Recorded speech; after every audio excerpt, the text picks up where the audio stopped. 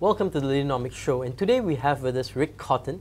He's now chairman and founder of xFuse and also the founder of Viva Kids. Rick, welcome to the show. Thank you, Roshan. Great to have you here. Thank you very much. Tell us a little bit about your background. I mean, today you're chairman and founder of xFuse, but before we get to xFuse, tell us a bit about how you got to where you got to. Well, I appreciate the question. You know, I've always been an entrepreneur, been in business pretty much my entire life, but I had a great experience as a young man. I went overseas and I got the chance to work with underprivileged children. And I actually went on a trip. Was this very early part of your career? Yeah, it was just out of university. Okay, okay. And I got a chance to go on a trip to the Ukraine. Oh, wow. And play American football and work with underprivileged. So you're an American football player? Yes, and a big fan. Okay. A wannabe, really. Okay. And got a chance to do that for 30 days, and it really changed my life. As I got a chance to work with, kids that didn't have what we've grown up with, that weren't blessed like we are, and it really changed me. And I ended up staying overseas for 10 years. In Ukraine itself, or? I stayed there for 2 years, then Venezuela for 5 years, Wow. and Mexico for several years, and got a chance to work in almost 40 different countries. Yep. And working with underprivileged children. It taught me incredible principles about leadership and, just really giving back to the community. And so that's really how I got started. Okay. And what would some of these principles be? Well, number one is leadership's about serving other people. First and foremost, I think if you look at all great leaders in the world, historically or even modern age, they're servants to the community and they give back. And so that's something that we're very proud of at xFuse and certainly in our nonprofit organization as well. Right. So what would some other lessons be that you learned from these little kids? Well, I always tell people that, if you get a chance to go, and experience something like that, they'll always give you more than you're going to give them. And it's so true. And so just the contentment that they have, so I've just learned so much from the kids, working with the kids around the world, and now it's my passion. And we use business as a vehicle to be able to do more, for the world and change the place and leave it a better place. So after you've spent 10 years in communities and so on, you started xFuse. Yes. Tell us a story about xFuse. How did that come about? Well, it was about 9 years ago, and I was living in Mexico, and my dream, I've always been involved with direct sales. I love direct sales. It's a people business. I believe it's the perfect form to raise up leadership. I know that you're passionate about. And so, I've always been involved. I cut my teeth as a distributor in the industry and been involved, pretty much for 20-some years. And about 9 years ago, I woke up, I remember it very vividly. I said to my wife, we're going back to the United States, and we're going to build a billion-dollar company and change the world. And slowly we've been putting that pieces together, putting the right people together. And behold, we've birthed xFuse, and now we're in countries all over the world, including this great nation of Malaysia. So how was it challenging? I mean, the early years in terms of setting up, in terms of building the business? Absolutely. I wouldn't recommend it to anybody. and what were some of the challenges? Well, it's you're dealing with people. It's a love thing. You love people, but at the same time you're dealing with people. You just want to whip. Yeah, and so putting the right people together, I think, is the challenge, and building the right dynamics of a great team, because you have to have the right culture. You have to have the right foundation to build anything great in life, to build any kind of success. And so, that's always a challenge, and we're continuing to work at that every single day. And I always tell my leaders, around the world is, bring us the right people. Bring us people that really want to leave a mark in the world, not just, want to make money. Because money's a great tool, but that's all it should be, as a tool. So people are important, huh? Yeah. No. Were there any failures that you've learned from, or certain challenges? John Maxwell, one of my great mentors, taught me a long time ago to fail forward. And fail forward. Fail forward. And so when you get down, you got to move forward in life, and those are your best lessons. And whether it's hiring the wrong person, or making the wrong decision to go into the wrong country at the wrong time. And so there's so many different lessons, but whatever that lesson is, I think it's the best experience to learn and go forward in life and build on that experience. So you speak about mentors. Were there many mentors in your life? Yeah, I've been, I learned early on that you got to put yourself around the right people. Iron sharpens iron, and that's really the only way to grow as a leader, is to put yourself in the right community. And again, that's why I love this industry, because people can come into this, a company like ours and be developed as a people, and not just make money and drink a great product and have their health change, but really develop as a people. And so, you know, I learned that early on, you know, to get the right people. And I've had people like Tony Robbins to work with me, and John Maxwell, to name a few. And so, and you golf with John Maxwell, right? Yeah, John. So what was he's not very good though. I'm just kidding.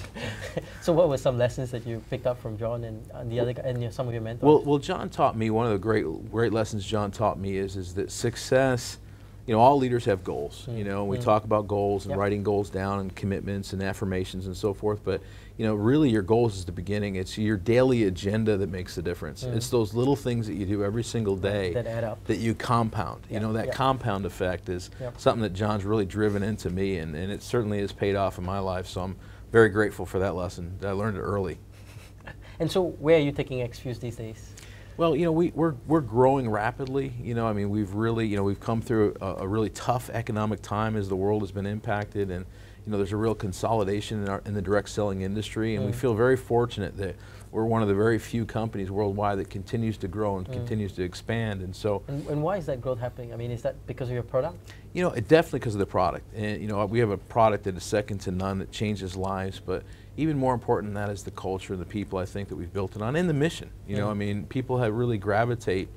You know, Tony Robbins talks about the 6 human needs, and one of those needs is contribution. In each and every one of us, we all want to give back, and very few people ever tap into that human need, and we've kind of built that into our culture, is that every time you're building our business, you're giving back to our kids, you know, and not out of your pocket, but out of the corporate side. And I think that's really impacted people. And so, and underprivileged children, if we can't get behind that vision to, you know, then... So tell us a little bit of Viva Kids and how xFuse actually gives back to Viva Kids. Yeah, when we started it, you know, one of the mandates of the company was, you know, 1% of our gross sales was going to go back to our kids. Now, you know, now we're a very profitable company, and it's a little easier, and it's a big number that we give every single month. But, you know, early on when we were selling our first bottles and we weren't making money, we were, you know, still in the red. It was a challenge, you know, it was a real challenge, but it was something we really stayed dedicated to. That was our mission, that was our focus, and it's not off profitability, it's off the top. And you know, someday that'll be literally hundreds of thousands of dollars every month that we're giving to kids around the world. And I think what's Viva Kids? I mean, if you can... It's a nonprofit organization. It's a 501c3 in the United States, and you know, it's pretty stringent in the U.S. to be a nonprofit organization. And we have kids around the world, primarily in the Dominican Republic, which is one of the countries I worked in for 12 years when I lived overseas. And we also have a mission in the Philippines, in Mexico, and in different projects we've seeded around the world, including right here in Malaysia. So we're really excited about that. But you know, basically we take kids that don't have the opportunity to really even have a hot meal or have an education. We really believe strongly in education, and we take these kids all the way through high school and sometimes even into college. And so, and we try to link people with them. We try to get people involved. It's not just about writing a check every month. You know, we have a sponsorship program where you can choose a child and sponsor a child. And so we got some really unique projects going on. We have full-time people that live in our countries, you know, that have been doing this for 20 years, and so they know how to give money away and how to be effective, and that's an art within itself. And it's great to see the passion coming from you when you talk about Viva Kids. No, I appreciate it. Obviously, you're a leader that's passionate about the community. Tell us a bit about, you know, in your instant, what do you think an ideal leader should be like? An ideal leader?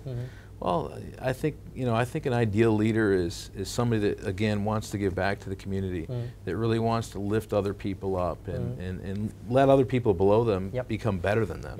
You know, and that's a rarity, you know, in our cultures today. And so, and that takes a tremendous heart, you know, and that takes getting around the right people.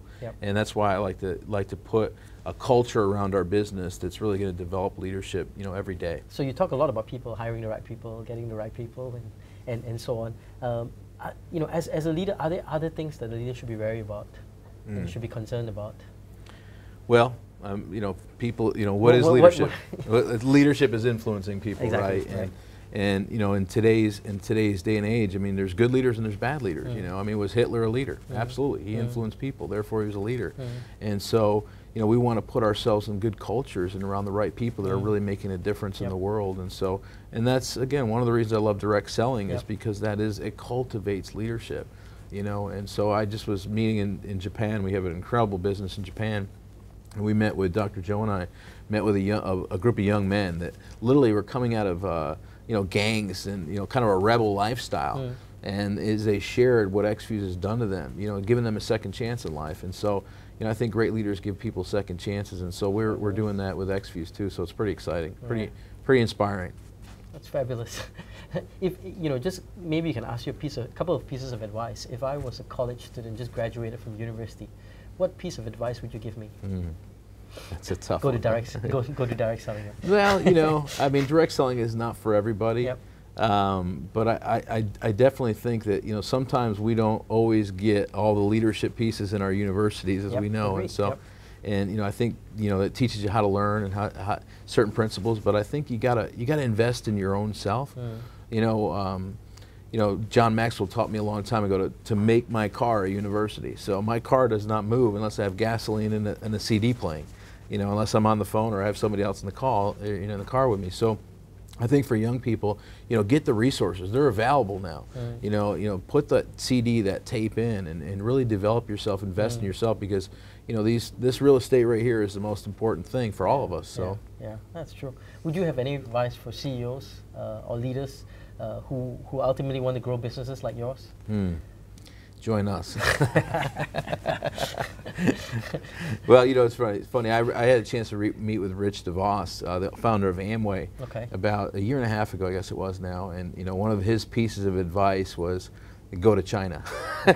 You know, and he was joking around. But, you know, there's so much, you know, I think we got to get out of our bubbles, and we got to start looking at the international world that we live in, you know, and really start to understand different cultures and different languages, and, you know, really start to join arms with different cultures. And I think that's happening, obviously, in the world today, and certainly that's something we got to be open to. Sure. Tell us maybe quickly what your business model is in xFuse. Well, we're a direct selling company, you know, and so we don't move any product through retail, you know, chains or anything. It's all independent distributors.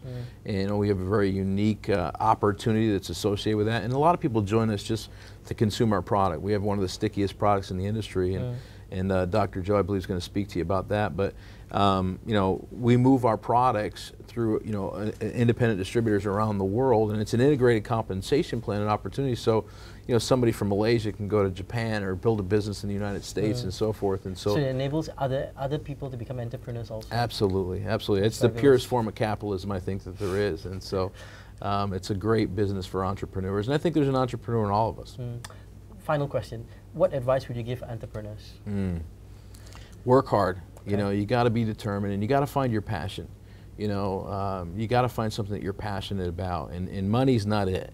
You know, money is just a means to that end. You know, so you got to really develop your why. What is it that's going to drive you, and you know, drive you through those disappointments when people say no, and you can't get those investors, and you hire the wrong person, and relationships go wrong. And so there's got to be a driving force within each and one of us. And so we really try to bring that out in people. You know, what is your passion? What's really going to drive you through the next day? Fabulous. I've been speaking to Rick Cotton, Chairman and Founder of xFuse. Rick, thanks for being here with us. Thank you. It's my pleasure, privilege and honor. Thank you.